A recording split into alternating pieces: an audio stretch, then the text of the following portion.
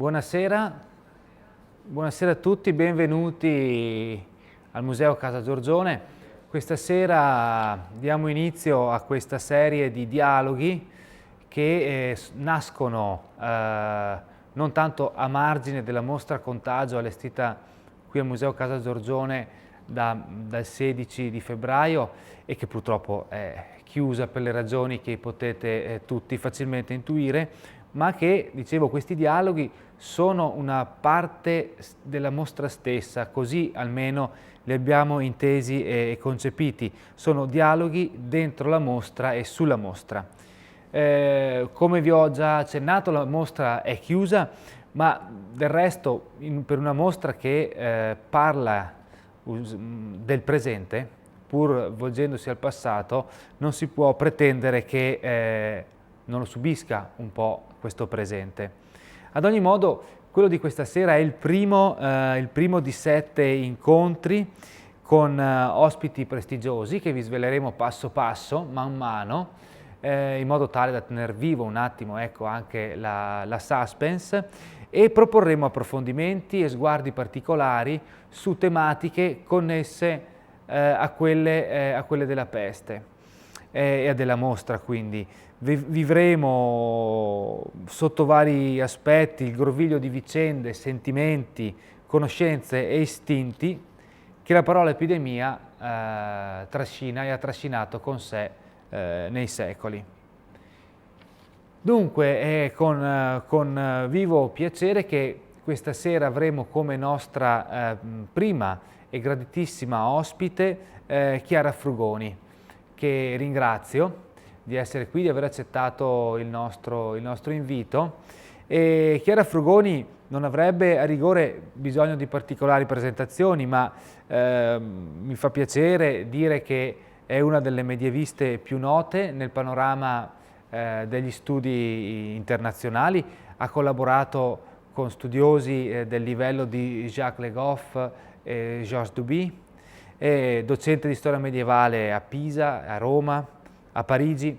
È difficile riassumere la parabola di mezzo secolo di studi in poche battute, nelle poche battute necessarie a introdurre questo incontro.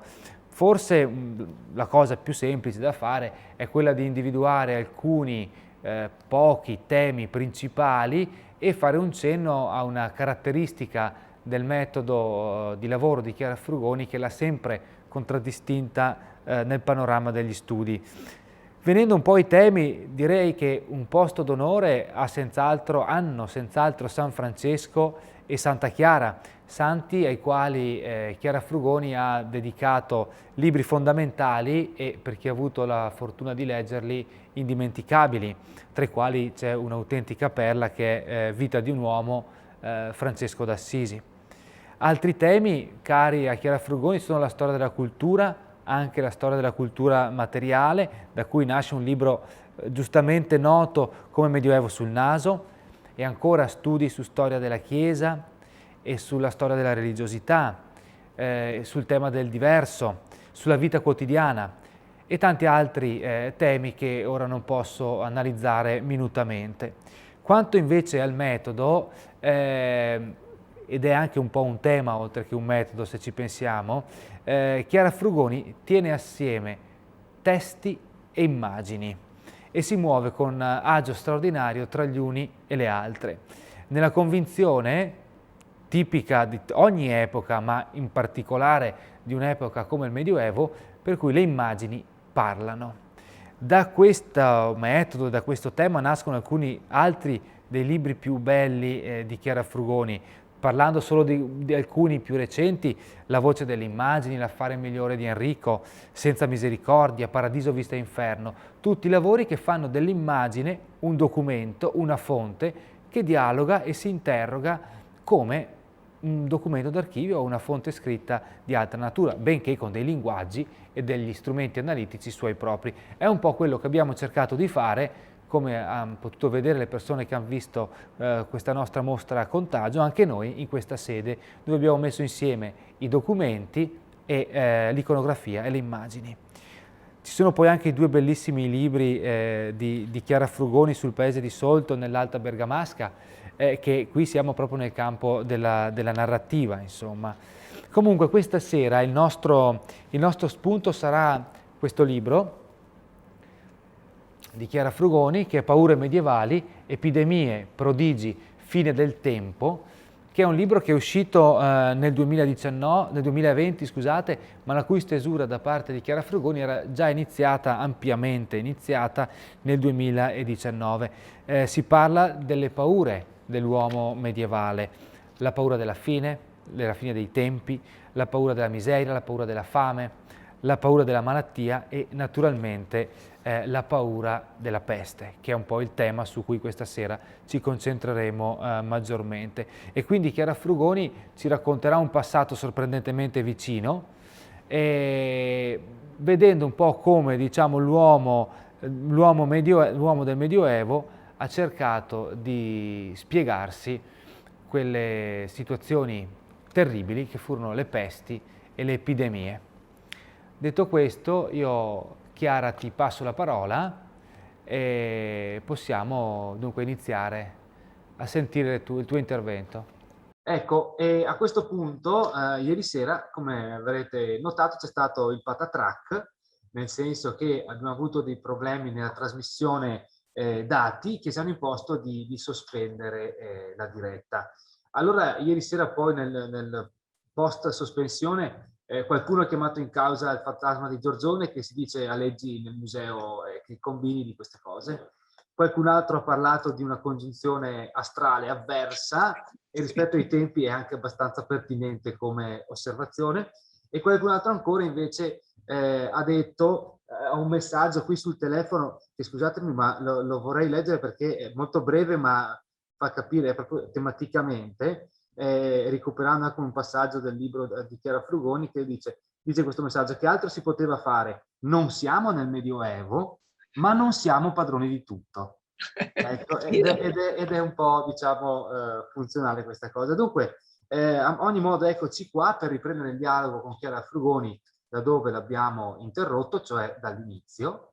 E senza altro adesso passo subito la parola a Chiara Frugoni e parleremo, come abbiamo detto, di epidemie nel Medioevo, di panico, di disperazione, di cinismo, di immagini e di documenti e forse anche, credo, di qualche notaio con una buona sensibilità di cronista.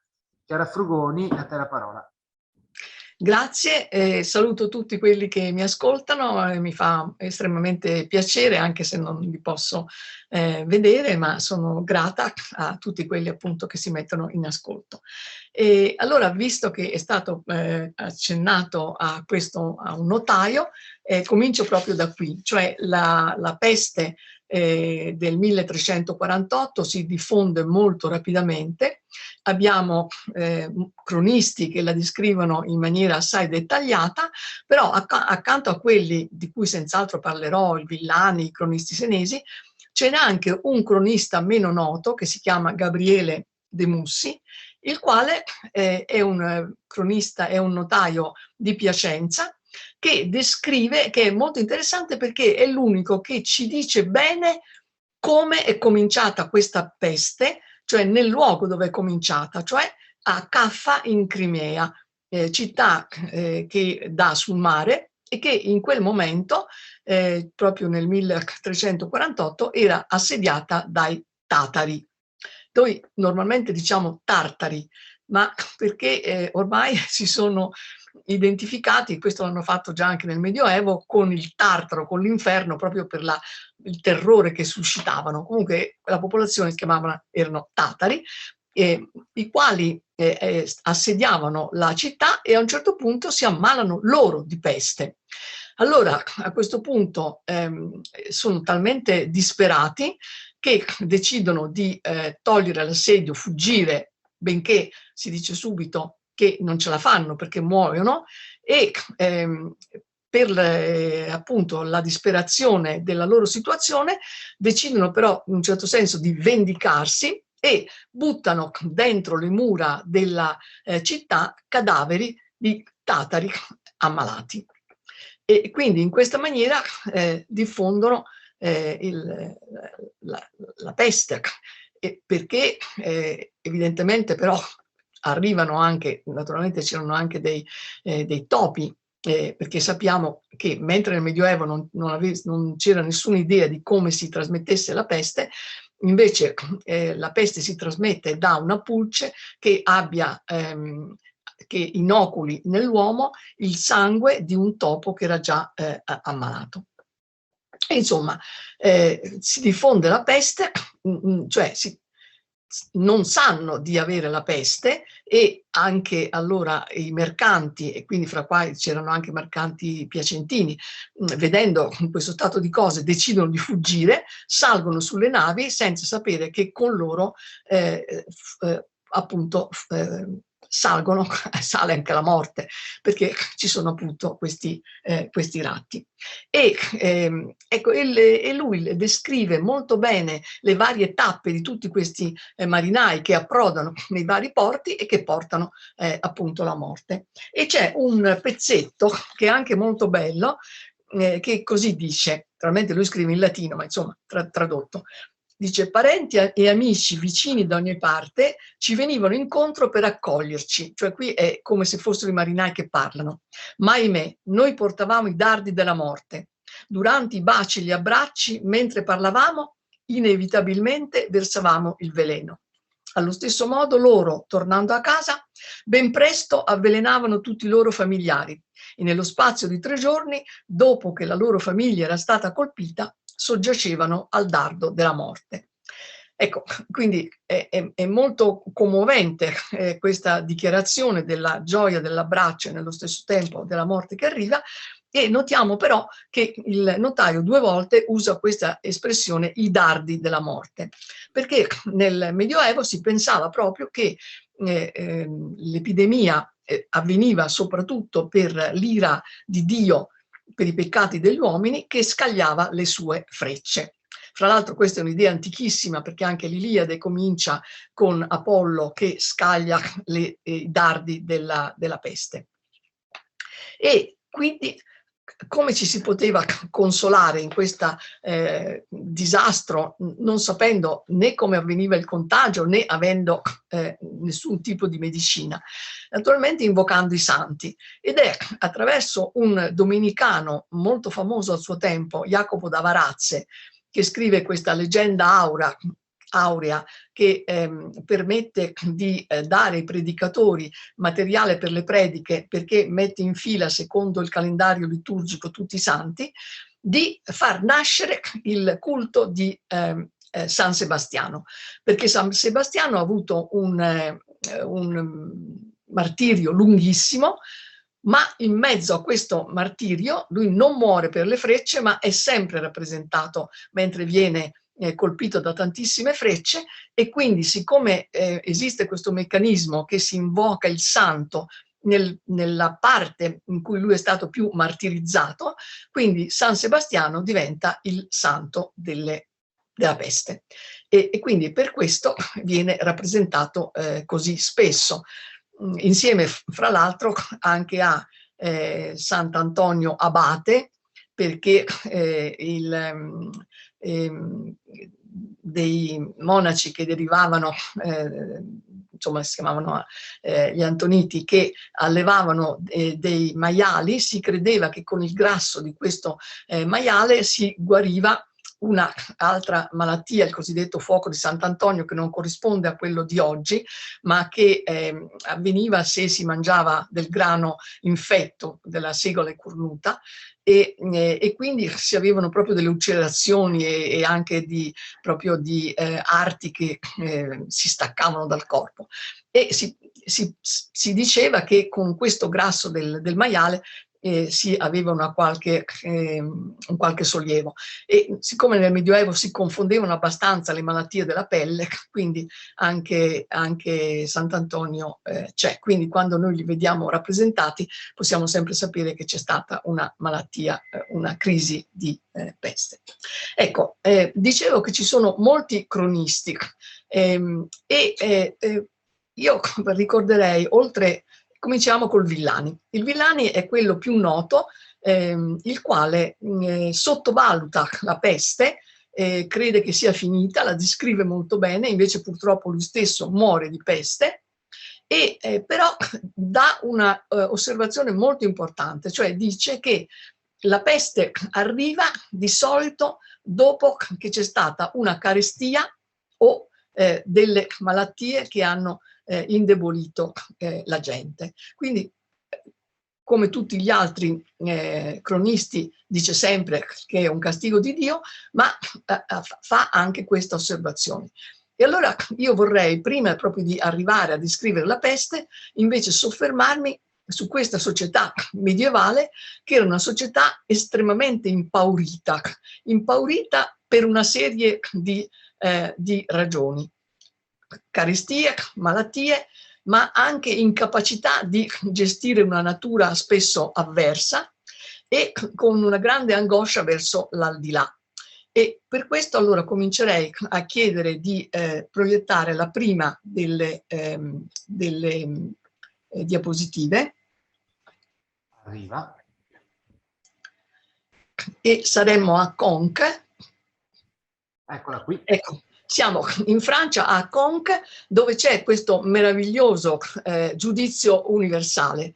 E la cosa interessante è che qui è rappresentato con grandi dettagli, se voi guardate, guardando questa immagine a destra, tutto l'inferno, e ci sono tutti i mestieri, c'è perfino l'usuraio, l'usuraio, e poi anche quello che batte moneta falsa, e poi il mercante che tira la stoffa per farla sembrare più lunga, cioè è dettagliatissimo l'inferno. Mentre dall'altra parte praticamente non c'è il paradiso, perché ci sono una serie di personaggi importanti, quindi in paradiso semmai ci vanno solo i santi o personaggi importanti come è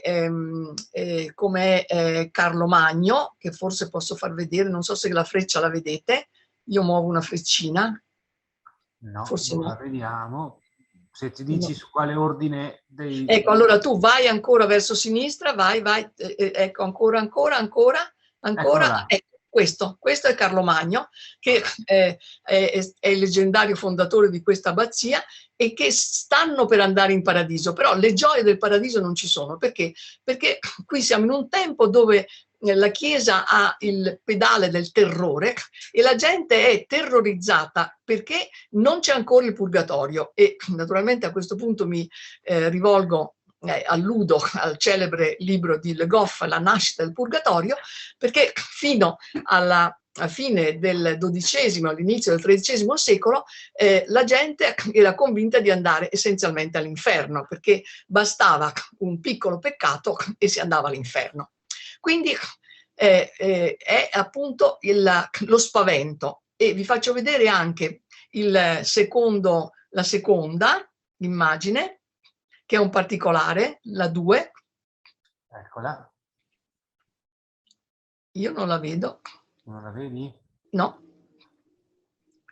Sì, io la 2 numerata ho Satana. Sì, però non si vede. Bene, allora torniamo indietro, abbi pazienza un secondo. Comunque è un particolare di Satana, volevo farvi vedere la casa di Satana, dove c'è anche qui una rappresentazione, in questo caso proprio della società, perché si vede un cavaliere con ancora tutta la sua corazza, eccolo qua, e se lo vedete a sinistra c'è un cavaliere con la sua corazza che va all'inferno con ancora il suo cavallo. Se ti sposti, ecco, lo si vede molto bene. E quindi sono rappresentati, qui io non ho il tempo di soffermarmi, ma una serie anche di personaggi del tempo che vanno a finire all'inferno. Allora, come si poteva rimediare a questo terrore dell'inferno? Rivolgendosi a San Cristoforo, che è la numero 3. San Cristoforo era un gigante che trasportava a guado i pellegrini, e quindi questo santo un giorno non riesce, ecco benissimo, qui siamo a Siena nell'anticappella, e un giorno non riesce a portare un bambino che ci aveva sulle spalle e allora capisce che sta trasportando il re del mondo, si converte, eccetera, eccetera. E c'era l'idea che chi vedesse San Cristoforo per quel giorno non moriva, perché la grande paura medievale è di morire senza essere riusciti a confessarsi. E quindi questo era un grande terrore. E naturalmente, siccome San Cristoforo era un gigante, la sua immagine è sempre rappresentata molto grande o nella controfacciata delle chiese, oppure addirittura anche sulle mura delle chiese, scusate, della esterne, o addirittura sulle mura di una città, e quindi per questo era ritenuto un valido presidio. Fra l'altro una credenza che dura, o perlomeno è durata fino a pochi anni fa, che gli automobilisti ci avevano in macchina il santino di San Cristoforo, appunto, perché li salvasse dalla morte improvvisa. Oltre a questo, e vado alla numero 4, un'altra delle paure erano gli eventi del cielo. E qui noi stiamo vedendo un particolare della tappezzeria di Bayeux, che racconta l'arrivo di Guglielmo il Conquistatore nel 1066, che vince nella famosa battaglia di Hastings, e qui c'è il re inglese che poi sarà ucciso, che è terrorizzato perché i suoi consiglieri gli dicono isti mirant stellam, cioè è proprio la cometa di Halley che effettivamente passava, e quindi il terrore delle comete, perché nel Medioevo si pensava che le comete fossero proprio portatrici di sciagure. Così come, per esempio, un'altra paura che avevano era che venisse sangue dal cielo, perché non sapevano che è invece la sabbia del Sahara rossa che il vento porta, e qualche volta lo porta ancora anche da noi. Stessa cosa per i fulmini, anche quelli di solito sono descritti come dei draghi, dei serpenti, quindi l'incapacità di dominare gli eventi. Paura uguale nel mare, e quindi qui andiamo alla 5, che è fra l'altro la copertina del mio libro, perché si credeva che nel mare esistesse questo mostro, che qui rappresentato sembra più una balena, comunque è un grandissimo mostro, che è così grande che quando affiora sembra un'isola, sbarcano i marinai, accendono il fuoco, qui si vede, e naturalmente questo mostro, sentendosi scottare, si inabissa. E quindi di nuovo il terrore per il mare. Poi ancora, e qui ci avviciniamo ancora di più al problema proprio della peste, appunto, della carestia. E qui vediamo un cannibale che viene raccontato, normalmente i racconti fantasiosi abbondavano, è un cannibale che si sta cibando di carne umana, e noi abbiamo delle descrizioni, e anche nel mio libro mi soffermo a lungo, di un monaco, Rodolfo il Glabro, che descrive un susseguirsi di carestie, e a volte sembra veramente che racconti le favole dell'orco, perché viene venduta addirittura al mercato carne umana, gente che attira viandanti offrendo un po' di cibo e poi se li mangia, cioè cose terribili. Quindi la paura continua della carestia, anche perché le tecniche agricole di allora erano molto approssimative, quindi non si poteva fare mai una riserva, e quindi la gente era sempre esposta agli eventi atmosferici. Tanto sono importanti le carestie che di nuovo bisogna rivolgersi a un altro santo per un rimedio, e qui vado alla prossima, e siamo alla 7, dove si vede San Nicola, che è il grande santo dei bambini, che già nel Medioevo portava i regali ai bambini, e che quindi diventa San Nicolaus, Santa Claus, e che poi diventa poi Babbo Natale, ma che qui lo vediamo che fa risorgere dei giovani, ma in tante varianti sono dei bambini, che un terribile oste con la moglie avevano messo in salamoia. Quindi il San Nicola è anche questo viene invocato appunto per la carestia. E dall'altra parte, e qui vado alla prossima, una specie di rivalsa sociale è nella rappresentazione della gola nel Medioevo, che è un'invenzione proprio monacale, in cui si vedono sia religiosi sia ricchi borghesi che sono messi all'inferno di fronte a una tavola imbandita e la pena è appunto quella di vedere ma di non poter mai mangiare, cioè quindi proprio la pena del contrappasso che nasce proprio per questo.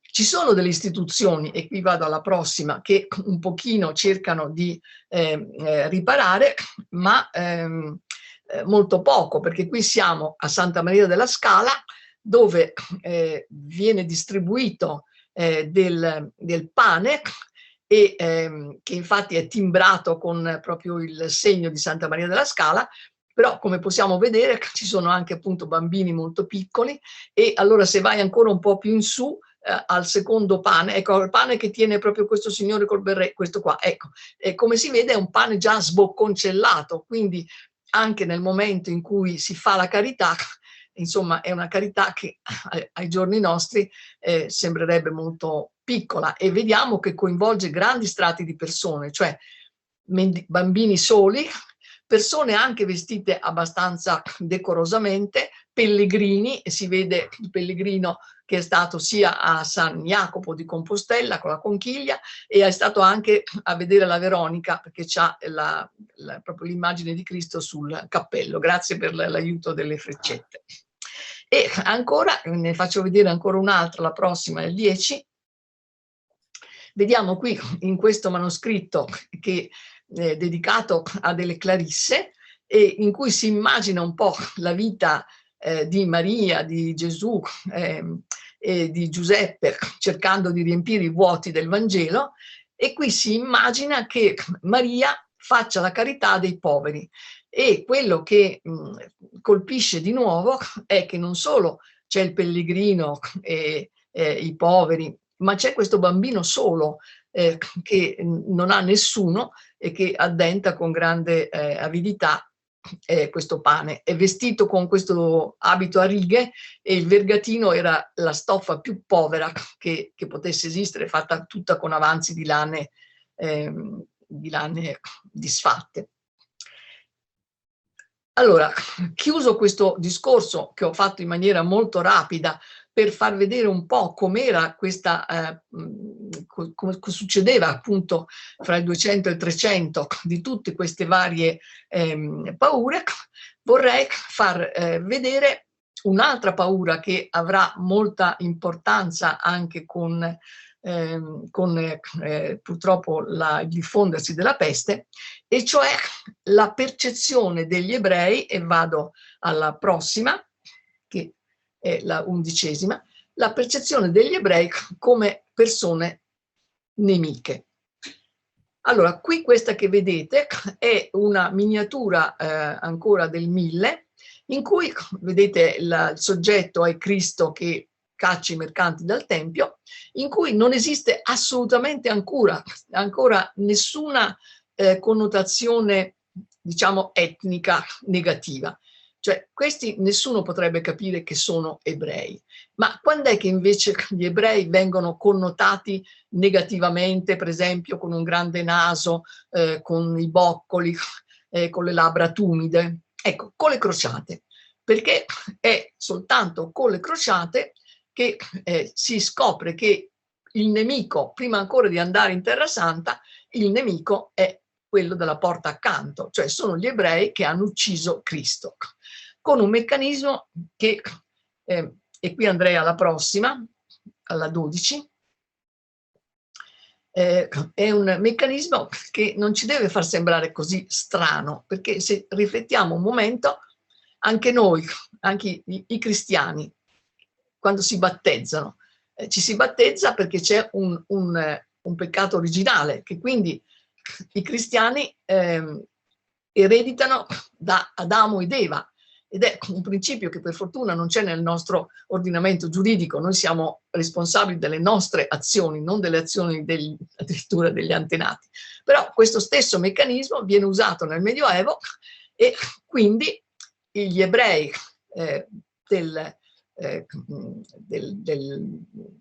diciamo subito dopo la prima crociata di Urbano II, e quindi diciamo fino dalla fine dell'undicesimo secolo in poi, diventano gli uccisori di Cristo. E addirittura, e qui mi soffermo proprio su questa immagine, da Innocenzo III in poi, il Papa che vive al tempo di San Francesco, quindi dal Concilio Laterano IV del 1215, gli ebrei devono avere un segno di riconoscimento, che può essere o un cappello a punta, come in questo caso, oppure, come poi vedremo, ma mi soffermo ancora un attimo su questa, è una rotella di stoffa, su cui la vedremo subito dopo.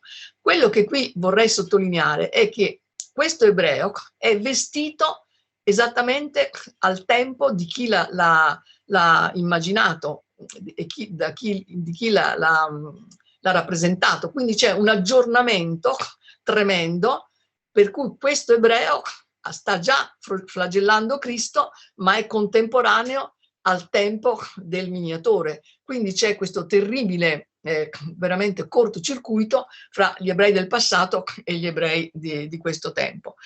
In quella susseguente, che è la 13, ecco, vediamo invece questa rotella gialla, e qui vediamo appunto la cacciata degli ebrei in Francia, e se pensiamo a questa rotella gialla, di nuovo c'è un cortocircuito invece con la stella di gialla al tempo di Hitler, quindi questa discriminazione. Perché dicevo che sono importanti queste cose? Perché gli ebrei sono stati poi accusati di avere diffuso la peste nel 1348, quindi ci sono stati dei massacri spaventosi di ebrei perché si è pensato che fossero loro che avvelenavano l'acqua e i pozzi, e quindi proprio per questo questi sfortunatissimi ebrei sono stati uccisi. Non solo, ma e qui vado avanti, nella prossima, la 14, c'è addirittura, si inventa un santo che solo abbastanza di recente è stato tolto dal calendario dei santi o dei beati, ed è Simonino da Trento, che è questo bambino che viene ritrovato all'inizio del 400, era annegato in una roggia, e invece si comincia a pensare che ci fosse stato un omicidio rituale di vendetta degli ebrei nel confronto dei cristiani, quindi questo bambino sarebbe stato torturato, soffocato, evirato, insomma una cosa terribile. E qui possiamo appunto vedere la tortura in atto e come gli ebrei, che hanno comunque la rotella, vedete, sull'abito, però sono rappresentati di profilo o comunque estremamente imbruttiti, e quindi questa accusa di San Simonino è stato il pretesto perché questo vescovo, che si chiama Johannes Hinderbach, procedesse non solo al massacro degli ebrei di Trento, ma anche ad impadronirsi di tutti i loro beni, nonostante che devo dire che il Papa fosse intervenuto varie volte cercando di capire cosa succedeva, ma non è riuscito a interrompere. Quindi ogni volta che in una chiesa vediamo San Simonino possiamo sapere che c'è stata una presenza ebraica e che c'è stata anche una tensione molto forte. Non solo gli ebrei, chi sono i diversi? Ci sono anche i neri, cioè i musulmani, perché andando in Terra Santa si comincia a pensare che colpevoli sono anche i musulmani. E qui è una miniatura che racconta l'andata di San Francesco dal sultano, E quello che mi sembra estremamente interessante è vedere che il sultano è rappresentato bianco e invece i consiglieri, i servi sono neri, perché naturalmente il dialogo deve essere fatto con una persona autorevole, una persona che abbia una sua autorevolezza e dignità, quindi altrimenti non sarebbe stato di nessuna vittoria la sfida che Francesco fa, che fra l'altro se la inventa Bonaventura. E invece il razzismo invece si può esprimere nei servitori, così come, e vado alla prossima, in cui vediamo invece un immaginario, perché non è mai successo, lotta del Cuor di Leone contro il Saladino, che viene rappresentato non solo nero, bruttissimo, e veramente in aggiunta anche il suo scudo, assolutamente in maniera inverosimile, è un nero, quindi nero su nero, quindi è assolutamente negativo. Oppure, e ne ho scelta ancora un'altra per far vedere come veramente la fantasia si può appunto si può espandere. Qui addirittura sarebbe Carlo Magno che combatte i musulmani, e naturalmente vedete subito che Carlo Magno è a cavallo, i musulmani sono a piedi, sono dei selvaggi e sono praticamente anche assolutamente dei diavoli. Ecco. Poi andando alla prossima, vediamo un'altra epidemia che angosciava nel Medioevo, e che è la lebbra. E i lebbrosi erano particolarmente sfortunati perché erano ritenuti tali anche o perché concepiti da genitori in peccato, oppure per i loro peccati stessi, quindi erano veramente segnati da Dio. E dovevano intanto vestire in un certo modo, cioè con abiti molto lunghi, con questo cappello largo che serviva anche a ripararli dalle intemperie. Dovevano avere i guanti, qui i guanti non ci sono, ma devono avere questa specie di nacchere che deve avvertire l'arrivo del lebbroso, perché tutti possano fuggire e lasciare solo per terra qualche moneta. Accanto a questo lebbroso c'è uno storpio, e anche questo è un'altra categoria molto numerosa, perché dobbiamo pensare che bastava che un contadino cadesse da un albero e siccome non c'erano i raggi e i gessi, diventava uno storpio e cadeva nell'indigenza. E qui vedete proprio questo signore che proibisce, è uscito dalla città e dice che loro non possono entrare. Quindi di nuovo questa cosa tremenda. E nella prossima vi faccio vedere una rappresentazione molto realistica della lebbra, che come sapete porta proprio non solo al disfacimento del volto, ma anche proprio alla putrefazione degli arti. E vedete questo poveretto che chiede e dice: caro signore, dammi una piccola moneta. E anche qui c'è questa campanella per avvertire quello che sarebbe capitato. E la prossima è proprio la rappresentazione della peste. È una rappresentazione terribile, perché vedete che la morte, che è rappresentata proprio con un teschio, soffoca questo che è già nella posizione del morto, cioè già le braccia incrociate, e viene e lo fa morire. E naturalmente di fronte di nuovo a questo espandersi dell'epidemia, la gente è assolutamente impreparata.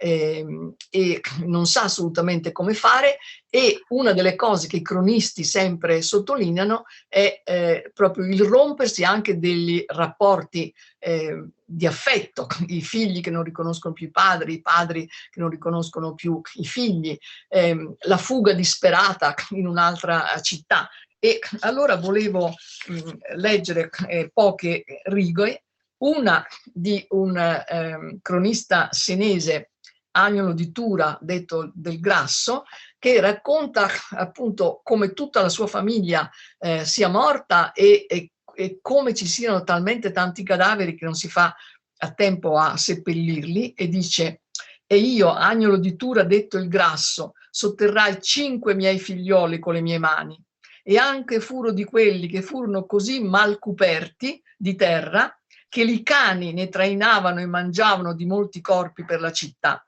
e non era alcuno che piangesse alcun morto, imperoché ognuno aspettava la morte, e morivano tanti che ognuno credeva che fosse finimondo. E accanto a questo cronista che scrive in questa maniera così emozionata, c'è un altro cronista, questa volta fiorentino, Marchionne di Copo Stefani, e molto cinico, che diceva che, allora, che proprio descrive così, dice che erano talmente i morti che si faceva una grandissima buca e poi uno strato di morti, un piccolo strato di terra, uno strato di morti, un piccolo strato di terra, e usa questa frase così terribile, dice: come si minestrasse lasagne a fornir di formaggio, dove i cadaveri sono le lasagne e la poca terra il formaggio. E sempre Marchionne di Copo Stefani dà questa descrizione tremenda dei malati che vengono assolutamente abbandonati a loro stessi. E di nuovo ne leggo un pezzettino. Come uno si poneva in sul letto malato, quelli di casa sbigottiti gli dicevano: io vo per lo medico, e serravano pianamente l'uscio da via e non vi tornavano più. Costui, abbandonato dalle persone e poi da cibo ed accompagnato dalle febbre, si venia meno. Molti erano che sollecitavano il loro che non li abbandonassero quando venia alla sera, ma dicevano all'ammalato: accioché la notte tu non abbi per ogni cosa a destare chi ti serve e dura fatica lo dì e la notte, ecco, totti, cioè prenditi tu stesso dei confetti e del vino o acqua, eccolo qui in sullo soglio della lettiera sopra il capo tuo, e poi torre della roba. E quando si addormentava l'ammalato se ne andava via e non tornava. Quindi questi ammalati assolutamente abbandonati. E nella prossima miniatura vi faccio vedere questa rappresentazione che veramente si vede frenetica del cercare di seppellire i morti che non sempre hanno neanche la possibilità di avere delle bare, perché proprio al centro vedete che ce n'è uno che è cucito dentro un lenzuolo, e questo era anche un po' il modo come si faceva, perché queste bare preziose servivano per il trasporto, perché poi in terra si portavano e si mettevano soltanto dei lenzuoli. E vi avevo accennato di questi terribili massacri di ebrei che vengono fatti, e finivo come rappresentazione, come mia presentazione di immagini con la prossima, dove vedete un rogo di ebrei, e quello che fa più impressione, secondo me, è naturalmente vedere anche il dolore espresso da queste persone che bruciano, ma quello che più fa impressione è vedere sulla destra, se tu mi aiuti, c'è, ecco proprio questo, ecco, vieni giù un pochino, questo signore in giallo che vedete ha appoggiato le braccia al capannello, e quindi è proprio come se godesse uno spettacolo, cioè è una cosa terribile come notazione di compiacimento, di crudeltà. Quindi direi che questa terribile epidemia di peste coglie impreparati, e però ci sono una serie di rapporti con anche il giorno d'oggi, perché ugualmente noi siamo stati colti impreparati, non avevamo nessuna medicina, come dicono spesso le fonti, nessuno più suonava a morto per non spaventare la gente, e naturalmente si pensa che ci siano dei complotti, e questo è qualcosa che in realtà rassicura molto la gente, perché anche oggi per qualsiasi ragione, quando si pensa che c'è un complotto, questo riunisce, ricompatta la società, si pensa che allora c'è un nemico e che se si distrugge quello le cose vadano meglio. Quindi è una possibilità di vedere come una reazione istintiva, in fondo passano i secoli, ma sono sempre, è sempre uguale. Ora non so se posso ancora parlare un pochino del Boccaccio, oppure se...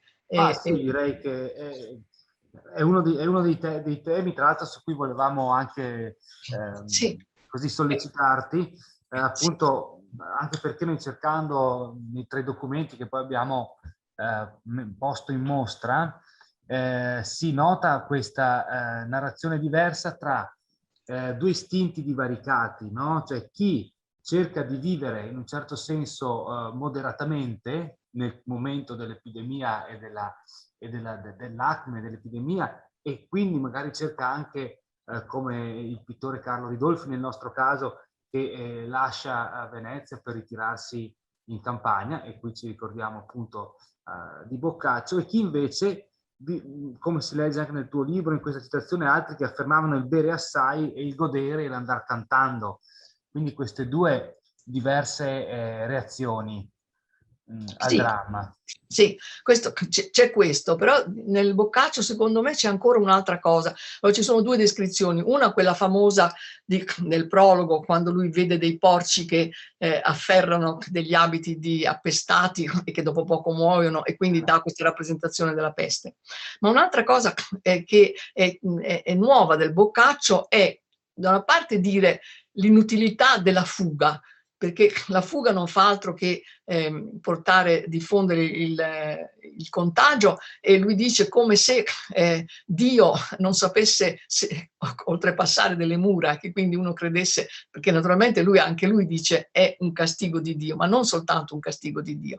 E però lui è estremamente contrario a questo fatto, cioè di fuggire e di abbandonare parenti e amici. Per cui anche all'inizio proprio del Boccaccio, del Decamerone, c'è questa difficoltà che ha il Boccaccio, che deve giustificarsi per il fatto che all'inizio lui ha detto che è orrendo il fatto che uno vada via e pianti la famiglia, i bambini e i parenti. E allora come giustificare che queste fanciulle, cioè giovani e fanciulle, vadano in campagna? E allora devono giustificarsi e dicono: perché noi siamo in lutto, quindi tutti sono morti, e perché il fatto che c'è ormai questa disgregazione dei rapporti sociali ha portato molta violenza in città, e noi come donne siamo in pericolo.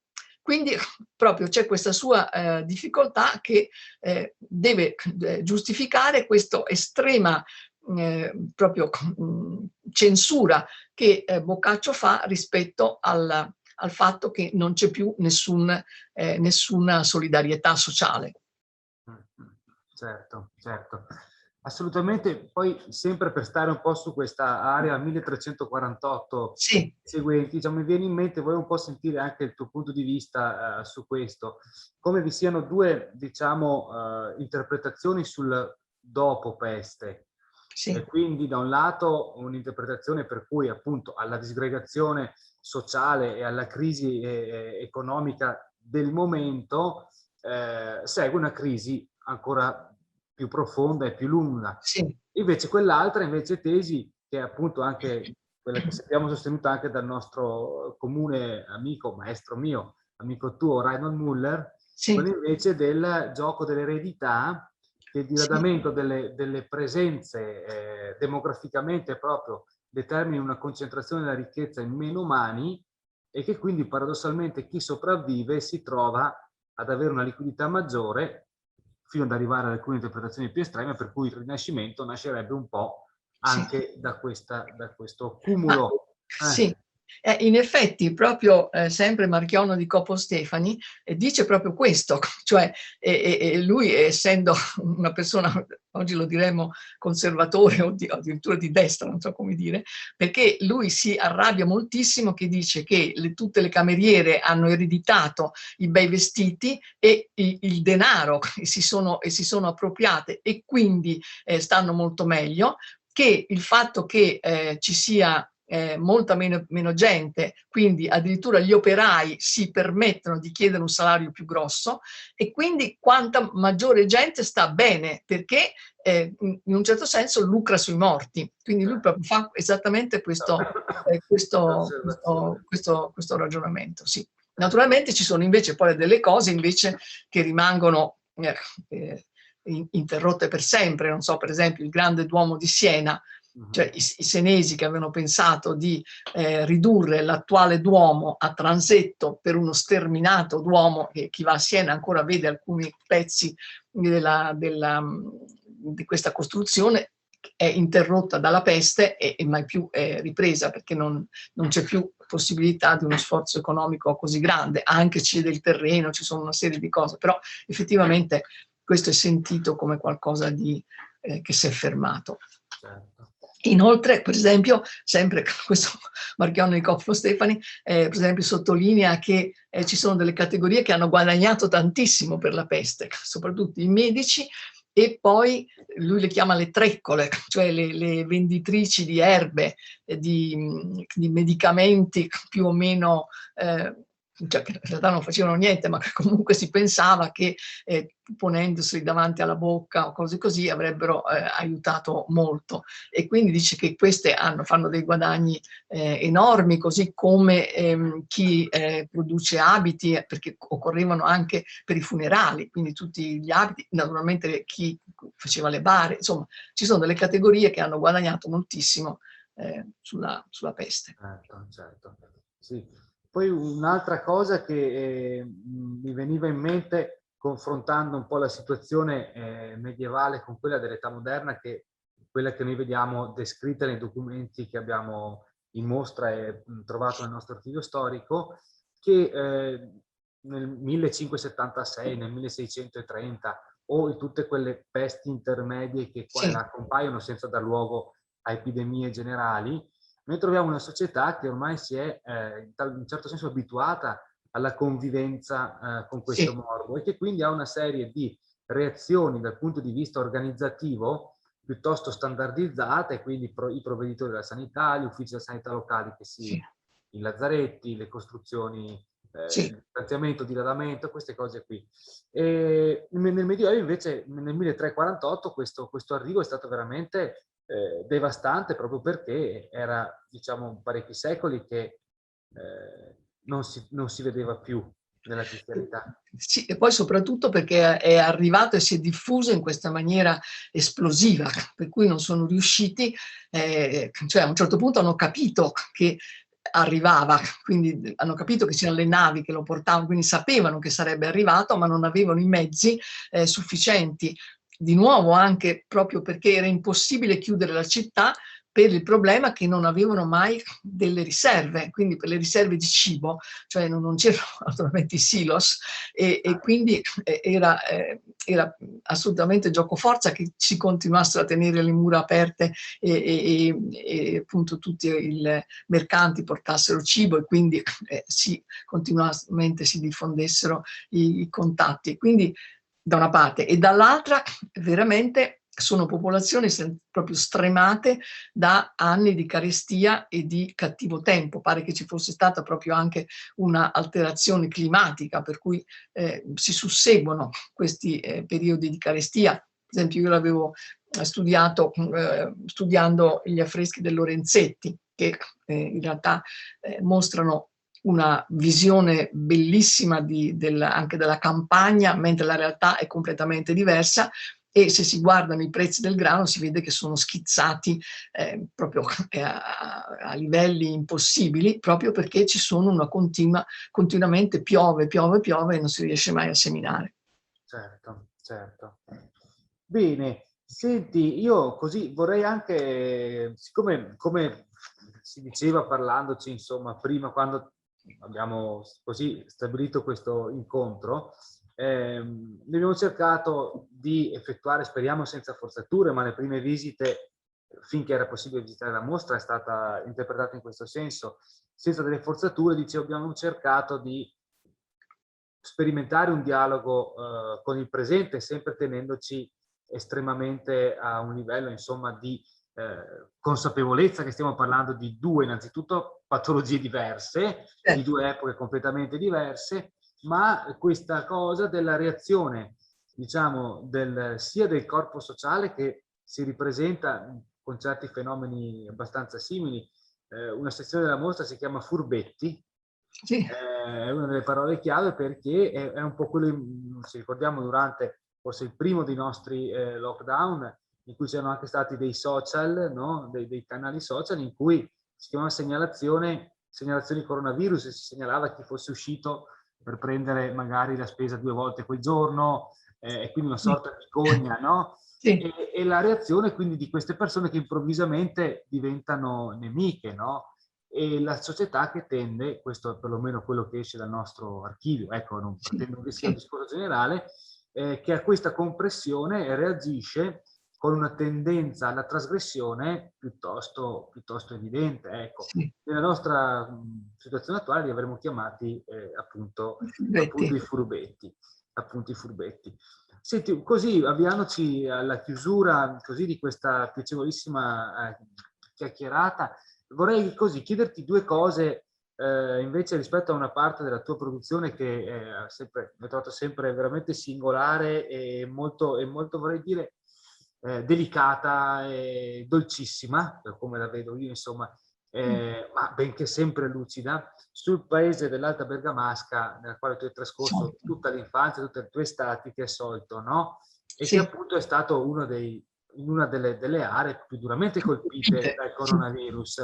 Hai avuto dai tuoi conoscenti di qualche indicazione, qualche impressione? Hai raccolto tu qualche impressione dalla lontananza da questo luogo che per te è così vicino? Sì, allora purtroppo questo è un luogo dove è la casa dei miei nonni, dove sono andata tutte le estati della mia vita, e l'anno scorso è stata la prima volta che non sono andata e non ci siamo ritrovati, perché è anche il punto in cui finalmente tutte le varie parti della famiglia si ritrovano, quindi è rimasta chiusa questa casa l'anno scorso, e quindi certamente ho continuato però ad avere rapporti con le persone di lì, che segnalavano veramente questa tragedia continua, e quindi io continuavo a ricevere questi bollettini di morte, che veramente erano una cosa terribile, sia a Solto sia ugualmente molto vicino a Bergamo, e proprio alcune cose le risentivo uguali, cioè il fatto che per esempio a un certo punto a Bergamo hanno proibito di suonare le campane,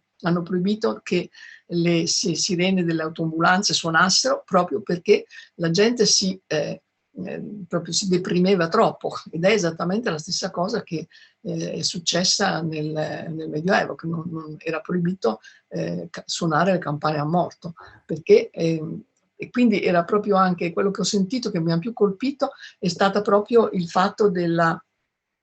tu mi continui a vedere? Sì, Sì, spero. Sì. Ecco, perché in questo momento non ti vedo. Ecco, aspetta. No, va benissimo. Ecco. Quello che più mi ha colpito è proprio anche sentire come è cambiata il modo di vedere la vita, cioè ci sono delle persone che sono proprio depresse adesso e che non riescono a immaginare che si torni alla normalità, e che quindi vivono in una maniera estremamente costretta la loro vita. E quindi questo veramente ha inciso molto, credo, cioè, ha inciso nel dolore se uno ha perso delle persone care, però ha inciso proprio anche nell'approccio della vita, cioè mi sembra che sia molto più difficile fare dei progetti, perché ancora non ne siamo usciti, non si sa bene se mai si potranno rivedere in sicurezza quelle belle, non so, un concerto di giovani, tutti che ascoltano, ecco, oppure se invece per vari anni ancora avremo sempre una mascherina. Ecco, questo non si sa.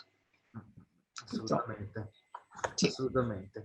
E io direi così su questa nota di Chiara Frugoni noi potremmo anche chiudere questo nostro primo incontro, i nostri 7 dialoghi.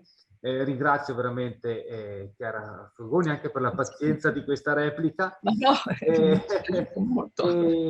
Vorrei soltanto, ecco, sapete, abbiamo detto che non vi annunceremo il calendario completo dei nostri ospiti, se non un pezzo alla volta, e quindi nei prossimi giorni vi comunicheremo chi sarà il nostro prossimo ospite. Possiamo soltanto darvi un piccolo indizio dicendo che si parlerà questa volta di età moderna, si parlerà di Venezia e si parlerà dei rapporti tra la stampa e la peste.